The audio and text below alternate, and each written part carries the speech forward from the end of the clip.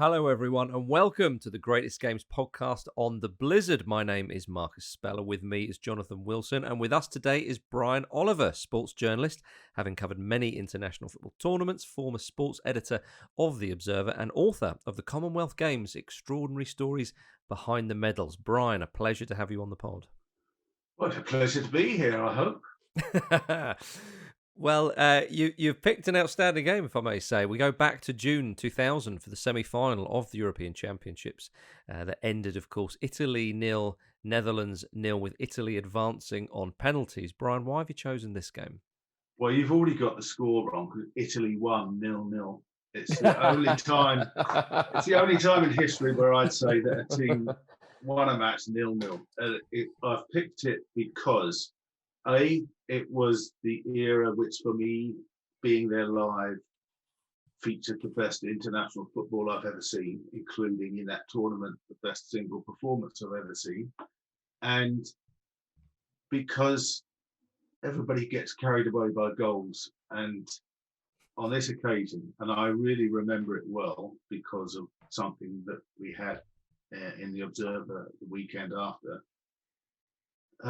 it was time to really sort of doff your cap and say what a fantastic defensive performance that was. Even if there was a fair bit of luck involved, everybody needs a bit of luck. And the way Italy won that game was just absolutely sensational in my view.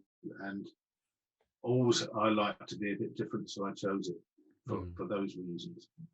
This is very on brand for the Blizzard, Jonathan. The old, the old monarchy. Goals are overrated. I mean, this must be tickling your fancy as well. Well, I did a piece years ago for, I think, 442 magazine on the 10 greatest 0-0s of all time, and I had this as the greatest one. So, yeah. I remember I was working at One Football at the time, so I just started in journalism, so I was doing a minute by minute off the telly, and I sort of remember it being utterly sort of absorbing, sort of thrilling afternoon. So because although it's a 0-0, there is an enormous amount happens. I guess sort of more individual incidents before the red card, but then just the ebb and flow of the game in the second half and through extra time is extraordinary. I mean, going into this tournament, if I remember correctly, the favourites were Netherlands and France, and they were in the same group, of course. And for me, Brian, it seemed quite obvious and easy to predict that they would meet again in the final. If I remember correctly at the time, these were the two outstanding sides, and surely they will contest the final as they've been put together in the same group. Yeah, that would be true, but I wouldn't have seen it that way because I think France were clearly the best team, and although it got a bit edgy at times, they had to win that tournament because they were definitely the best team.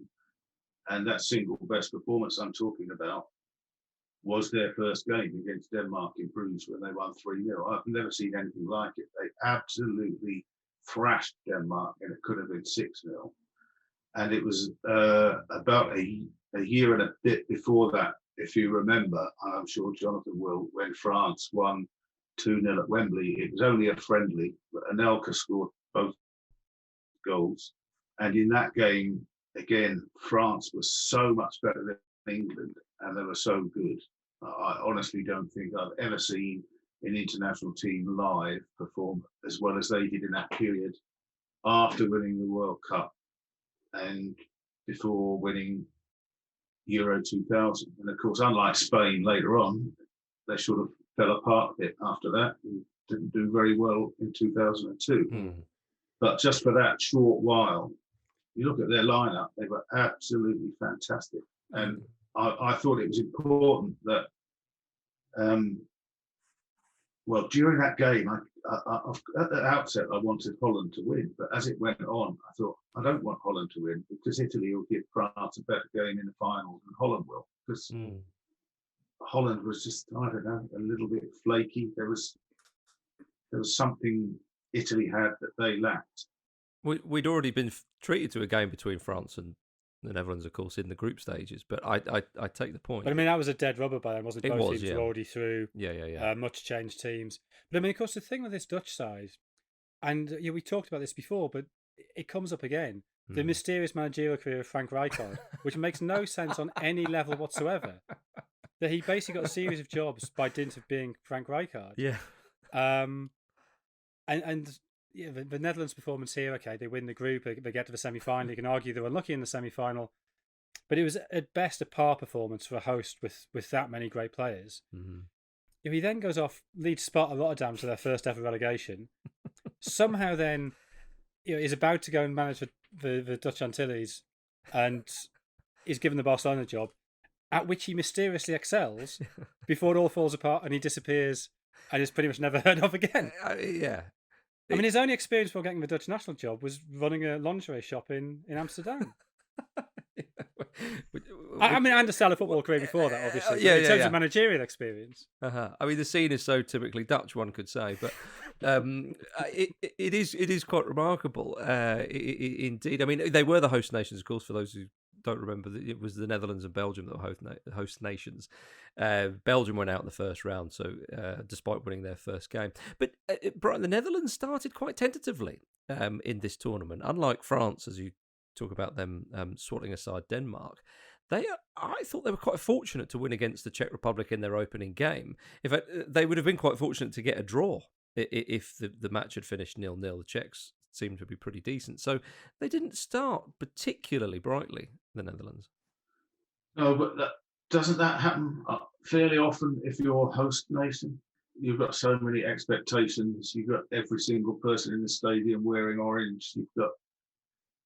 You've got to, I don't know how to put it exactly, but there's a lot of pressure on, and as long as you don't lose your first game, you're generally okay. And I'm sure that'll happen in this tournament about to start.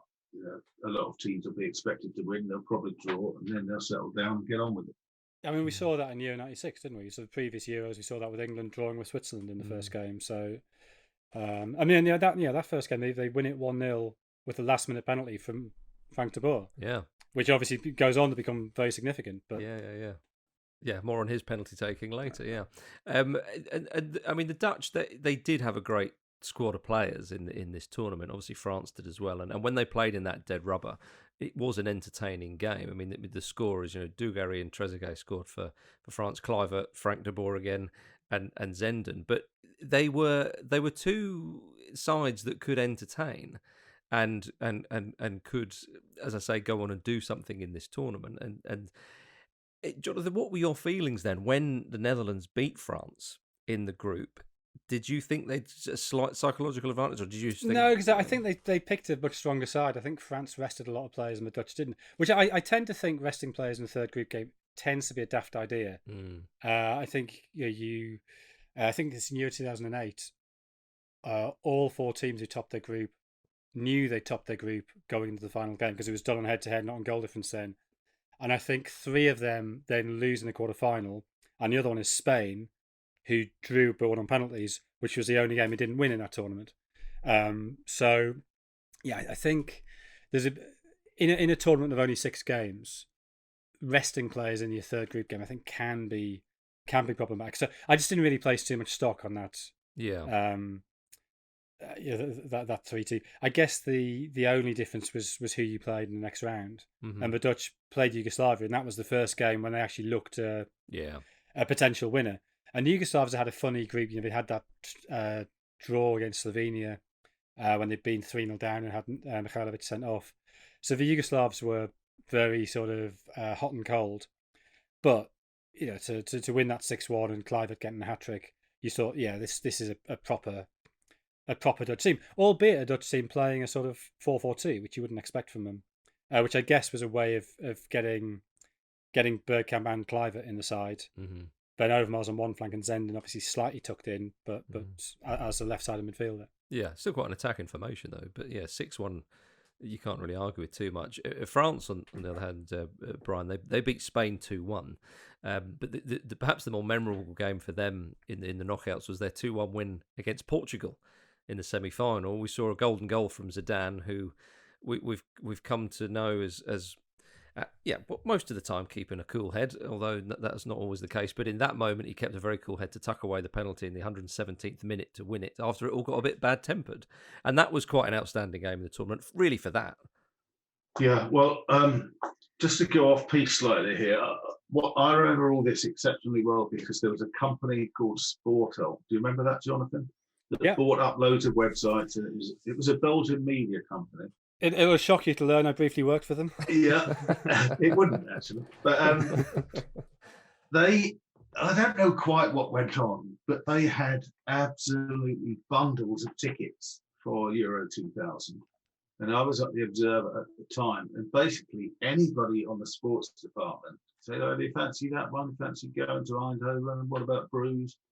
Ring up Sportal. Okay, there's your tickets." And we could go to anything except for the final. So I took up the offer, took a couple of days off and went to both the semis, just as a punter or a free punter. And that game, the France-Portugal game, I remember particularly the arguing over the penalty, which was just ridiculous. If you had the scrutiny of nowadays on a decision like that, well, it was a handball, and I'm sure it was deliberate, and he was keeping the ball out of the goal, and he went nuts, and the whole team went nuts at the end. I suppose the element of the golden goal was what made them more angry because they didn't have a chance to go and equalise.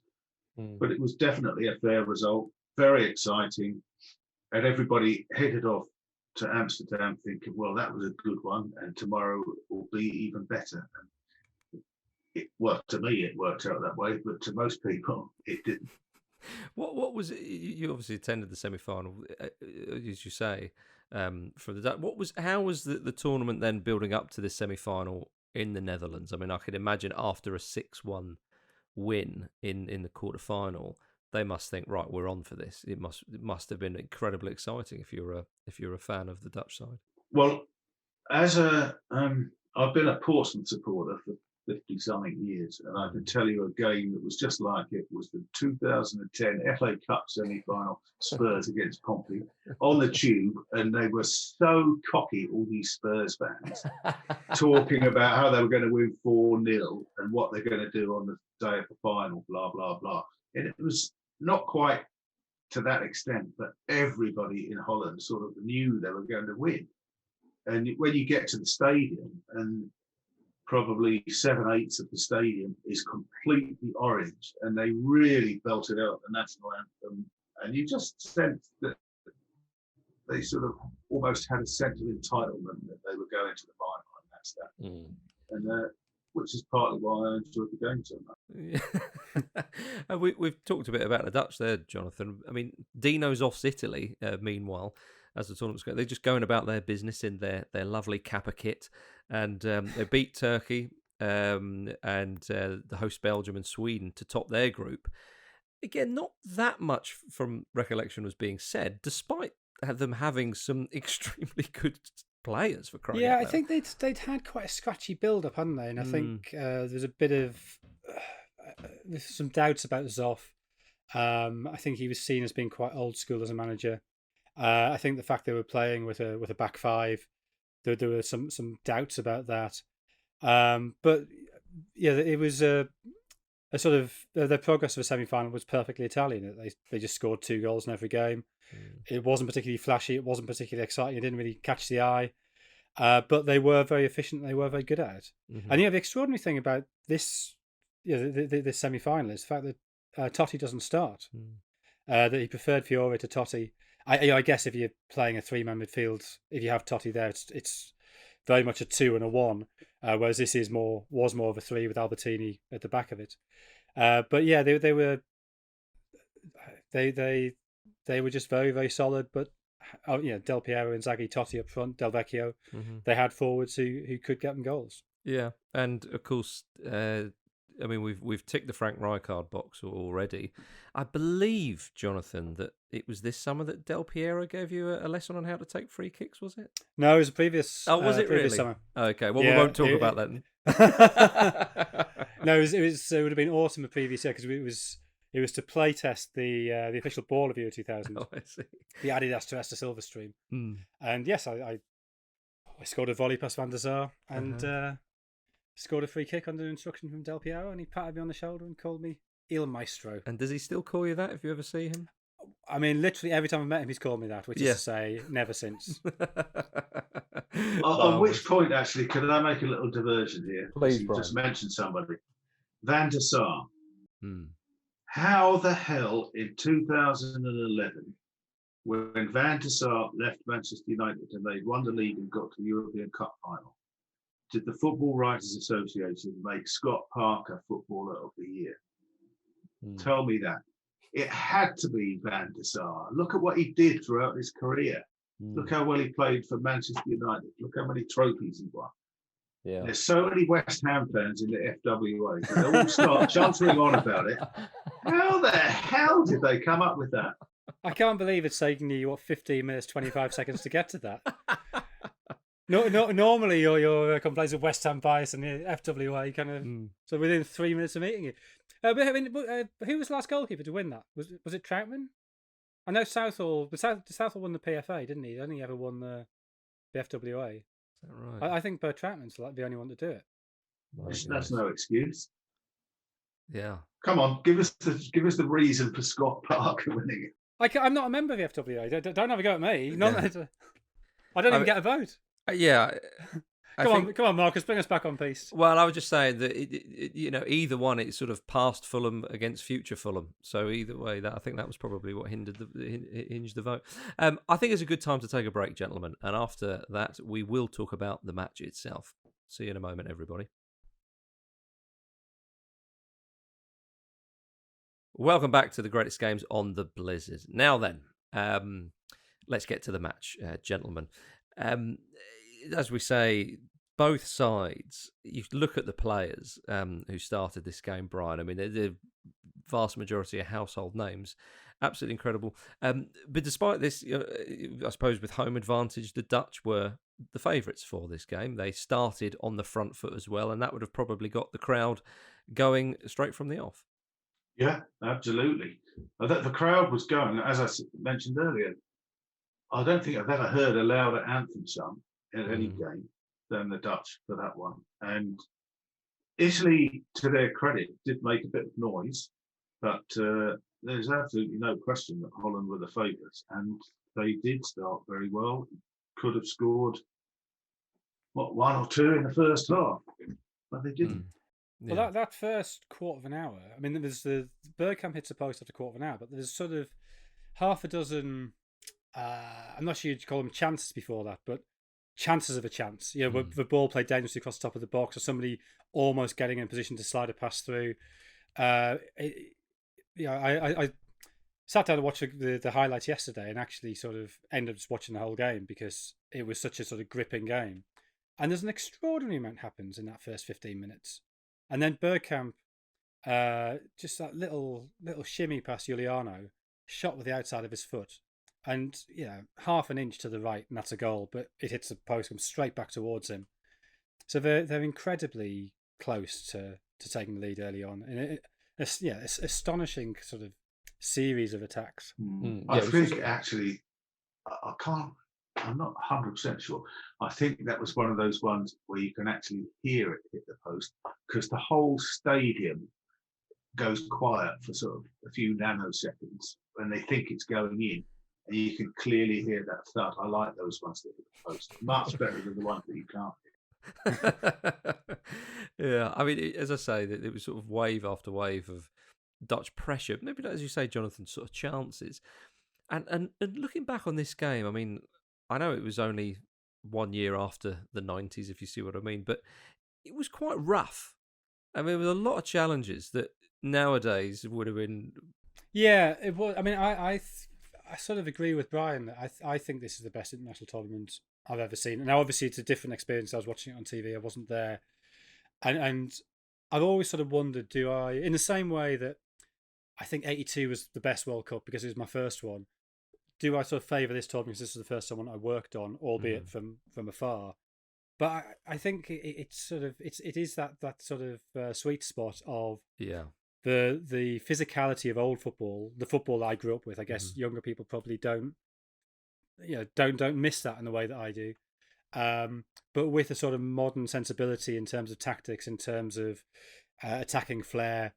I think this is the first tournament where 4-2-3-1 really becomes a widely used formation. And I think at this stage, the great advantage of that is it allows dribblers back into the game.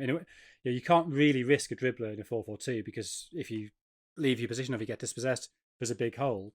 Whereas a 4-2-3-1, you've got the two deep lying centre midfielders, which gives you that protection.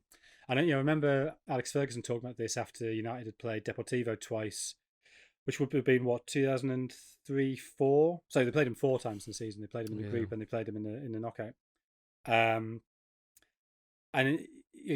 I think even this Dutch 4-4-2 is almost a 4-2-3-1 because Bergkamp obviously does play deeper than Kluivert, and Zenden and Overmars are advanced, and Cocu and Davids are slightly deeper. So it's a sort of, as so many formations are, it is a sort of hybrid. But certainly, I think France were playing an obvious 4-2-3-1. I think Spain were, and that France-Spain game, that quarterfinal, was a really, really good game. Incredibly dramatic match. So yeah, I think the standard of football in this tournament, the spectacle of it was as good as anything I've seen. Yeah, and of course it was only a 16-team tournament, so you really had the cream of the crop in Europe playing, Brian, and the quality on show in this match was quite something. I suppose Italy did fulfil their traditional stereotype of sort of defensive and the dark arts and so on, and there was, as I say, a fair few foul. I mean, Juliano got booked for a proper professional foul on Mark Overmars in that first half. And quite funnily, Zenden gets booked for diving.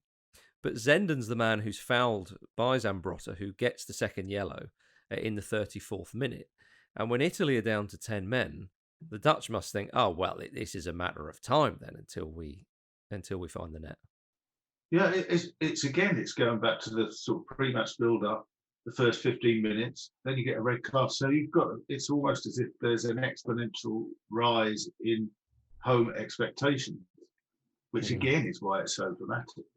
They just think it's inevitable that they're going to score, that they're going to win. And another thing, what Jonathan was saying there about the quality of the tournament, how many tournaments have there been since when you look at it and you think, well, that international team is the best team in the world, and no club side could beat that international team. Well, nowadays a good club side is going to beat pretty much any international side, in my view, and that's been easily, for quite a long time. But I'm not sure that Italy team. Well, that Italy team would have done pretty well in the Champions League, I reckon. And France certainly would have done, wouldn't they? Oh, so France would have won it. Yeah, I'm sure they would. Because the other figure here is a little test for you. If I say to you, Marcus Merck, what are the first words that come into your head? Chest hair. Okay. Brian? No, a pass. Well, I don't know. Oh, no, I've got my referees mixed up. I'm thinking of, is it Marcus Merck? I'm maybe thinking of somebody else there. That's poor of me, sorry. You got a good introduction from the German commentator because I watched it a day or two ago. That's all I can remember. And what is the German comment? Because it's the German one I watched. I don't know. He says in German. So the words that always, every time I hear Marcus Merck, all I think of is the dentist from Kaiserslautern, and so it just must always have been mentioned in commentary. There was just sort of Marcus Merck, the dentist from Kaiserslautern, and this German commentary, the first thing they say is Marcus Merck, der Zahnarzt aus Kaiserslautern. So I've since looked him up, and it turns out he's a very devout Christian. He does a lot of charitable work in India now. Wow. So fair play to him. But he didn't stop practicing as a dentist until 2005. Oh, right. So but anyway, I think he has a really good game. Yeah. The 2 yellow cards for Zambrotta, both of Fowles and Zenden, are both clearly yellow cards. Yeah. I think he's right to book Zenden for diving. There probably is a little bit of contact, but Zenden clearly is looking for it and clearly makes the most of it. And I think a game that could easily have sort of spilled over, I think he kept a very, very tight rein on it. Yeah.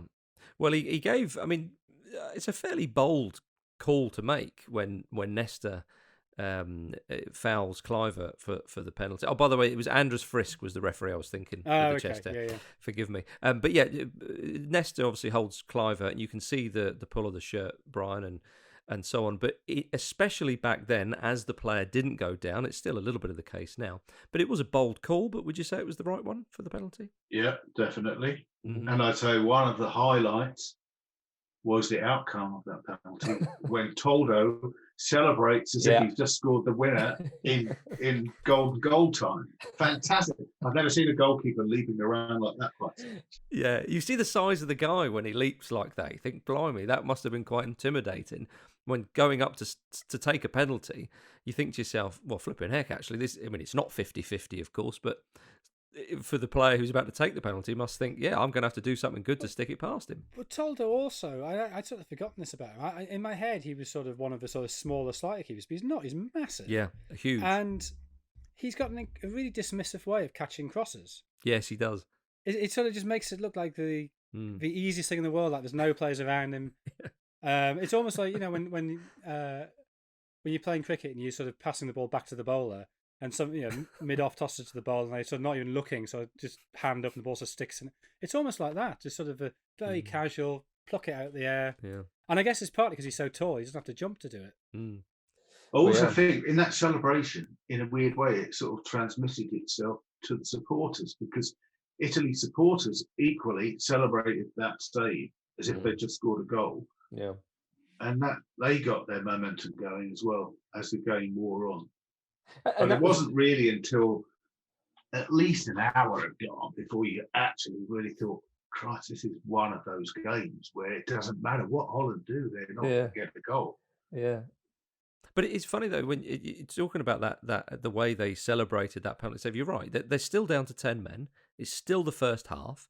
They're still under pressure. You would think that penalty save would be it would be more of a relief of, oh, all right, we've still got them going here. But as you say, that gave them quite the impetus to kind of go on and into. I think there's an argument. So the first sort of 15, 20 minutes of the second half, Italy are actually the more dangerous side. Yeah, it's almost as if it messes with the Dutch heads that they can't just play their natural game. They're sort of overthinking it because they sort of think, well, there's got to be space here, but of course there's not because Italy are sitting so deep. Wasn't it in the first half?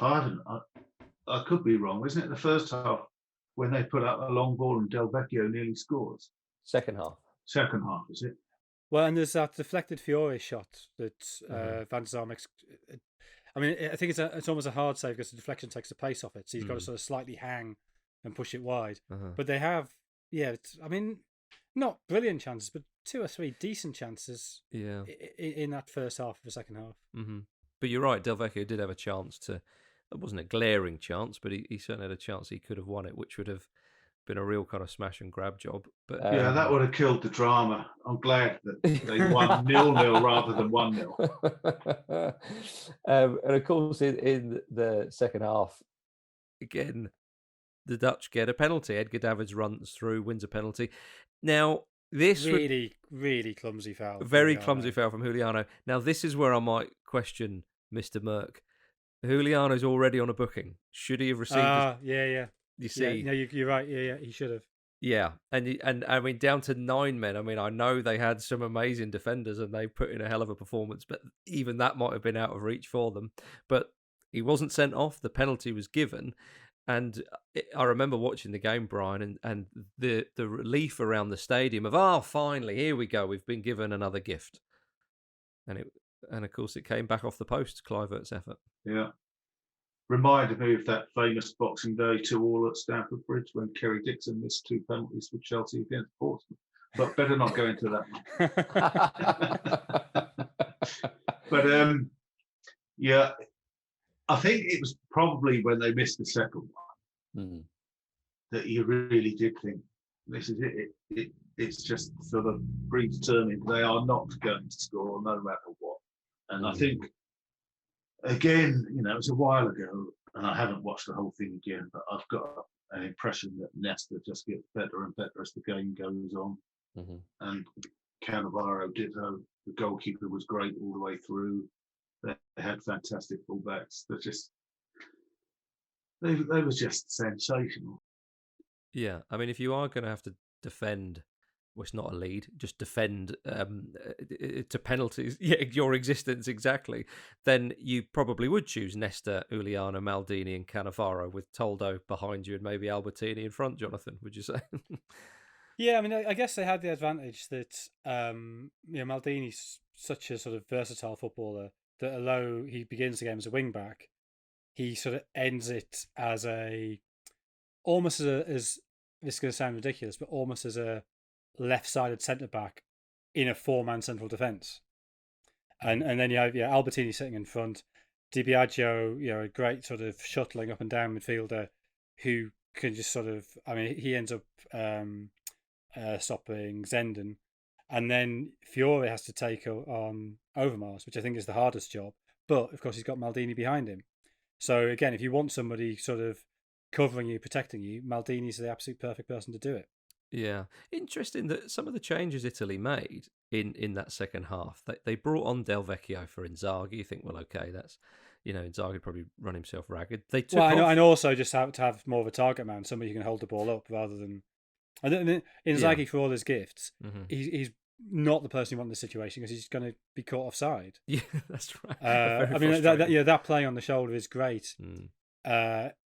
If you're in a normal game, but here where there are times you're gonna have to lump it and somebody just hold it up. Yeah, he's not the best player at that. Del Vecchio's the first sub, isn't it? 67 minutes. Is that? Yeah. But they don't bring on another defender until the 77th minute when Albertini goes off, and and when Fiore goes off, it's Totti they bring on. Yeah, so the substitutions, perhaps not what one may have thought when looking back. It certainly surprised me slightly looking back at it, but obviously had the desired effect, and we go into it. Well, I guess the idea is that you continue to offer some kind of threat that you don't want to be just camped in your half, and especially when you look at the Dutch defence, and you've got Frank de Boer who can pretty much play anywhere on the pitch.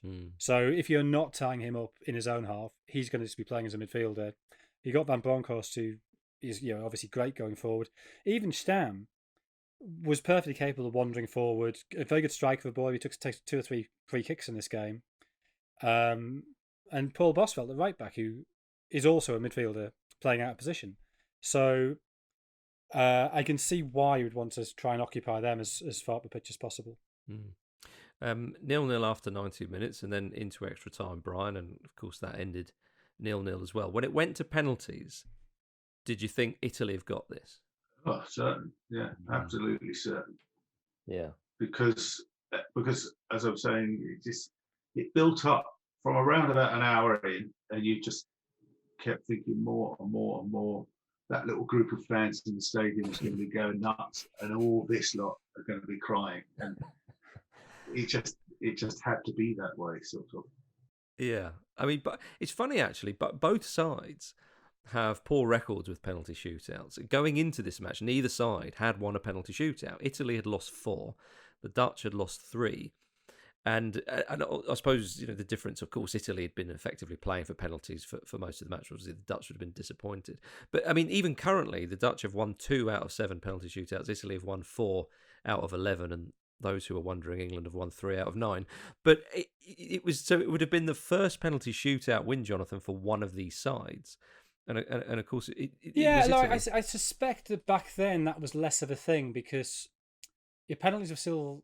I don't want to say they're relatively new because obviously they're not, but those stats. Teams have only been involved in 3 or 4, so there wasn't really time. Even if he'd lost all 3 of them or all 4 of them, I don't think that's enough history to sort of think. Do you not oh think? God, we're doomed.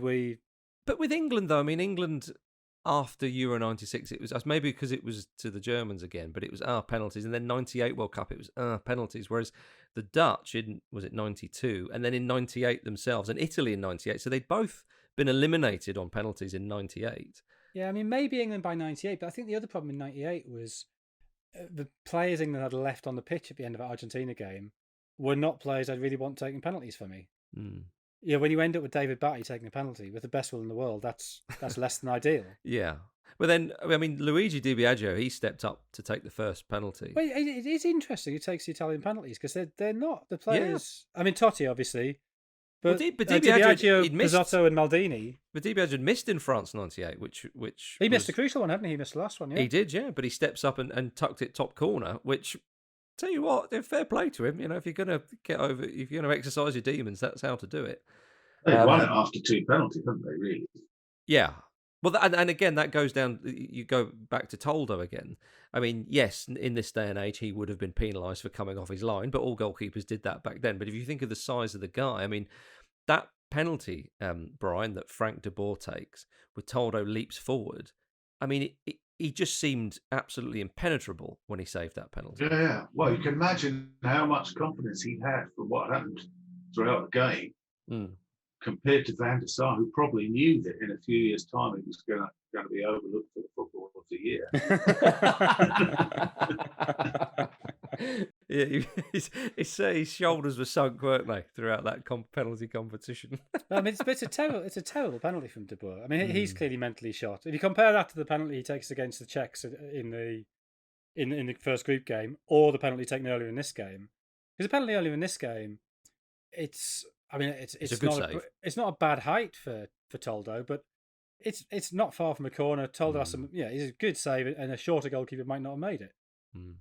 Yeah, and then you said about the Italian takers. I mean, Pisotto, you perhaps wouldn't have had him down as a taker. No, you wouldn't. Yeah. I'm sure you wouldn't. But he sticks it away with confident. Yeah. And I've never been so sure of a penalty being missed when Jaap Stam runs back. I remember at the time going, "This is over the bar." Yeah, and not just the fact he was going to miss, but the way he was going to miss. Yes. In the same way that when the Riquelme penalty for Villarreal against Arsenal in 2006, I knew he just wasn't going to hit very hard, and I so in my head was, if Lehmann goes the right way, he saves it. Here was Toldo can do what he wants here. This is not going to go anywhere near the goal. But again, that Toldo celebration when Stam hits it over the bar. The way Toldo celebrates, and then Totti suddenly sort of trots up, doesn't he, with his headband on, looking like £1,000,000, and then does a Panenka and celebrates as if he's won the match. I mean, Brian, the Italians, bearing in mind, well, fair enough, Jonathan, I understand whether their previous losses would have had an effect or not, but they had lost 4 penalty shootouts, so it's not like the Germans. They seem to be relishing every kick that they were taking or saving. That's why I like to think that they won 0-0, because they knew that all they had to do was see out the match. I don't know why, but they just knew they were going to win that penalty shootout. As soon as they got to the end of the extra time, that was it. And it certainly looked that way by the way they took them. Yeah. Kluivert then scored, and Maldini, it was saved actually. So Van der Sar with a late claim for the Football Writers Player of the Year years later. But then Bosveldt was saved, and Toldo, it was actually quite fitting that he was the one to make the save, that he was the hero, and that big frame of his was leaping around in celebration again, Brian. It was, yeah. He was the headline man, and you needed one to focus on, and it was appropriate that a goalkeeper was the manager, but it was all of the defence, it was all of the team. I'll tell you what I remember about that is that a few days afterwards, probably went back on the overnight train. And I don't know if you remember a writer called Joe McGuinness, who wrote that book called The Miracle of Castel di Sangro, but he mainly wrote about American politics and film script. And he was a really quite heavyweight writer who's not with us anymore. And we had him as a columnist in The Observer.